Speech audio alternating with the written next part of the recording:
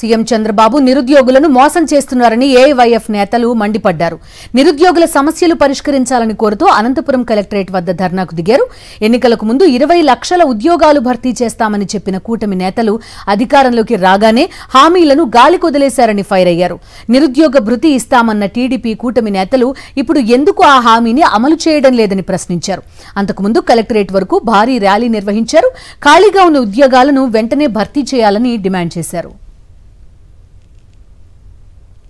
బాబు రావాలి, బాబు వస్తేనే జాబ్ వస్తుందనేసి 26 జిల్లాల్లో 176 నియోజకవర్గాల్లో ఫ్లెక్సింగ్లు, ప్లెకార్డ్స్, పెద్ద ఎత్తున పోస్టర్లు ఇచ్చి ఊపిరికొట్టు ఉపన్యాసాలతో అనేక వాగ్దానాలు ఇచ్చి 2019 ఎలక్షన్ నాటికి కేవలం డిఎస్సి 6100తో నిర్వహించి తర్వాత ఈ నిరుద్యోగ వృత్తి కేవలం అనేక ఆంక్షలు వందలాది మందికి వాళ్ళ క్యాడర్కి సంబంధించిన వాళ్ళకి మాత్రమే వృత్తి పెట్టించారు. ఈరోజు ఏడాది కాలంలో సుపరిపాలన అందిస్తానన్నారు ఎన్డీఏ కూటమి. ఈ నారా లోకేష్ గారు, పరిశ్రమ శాఖ మంత్రి టీజే భరత్ గారు సుమారు 4.5 లక్షలకు సంబంధించిన ఉద్యోగాలకి మేము నోటిఫికేషన్ విడుదల చేశాం, భర్తీ చేశామని చెప్తున్నారు.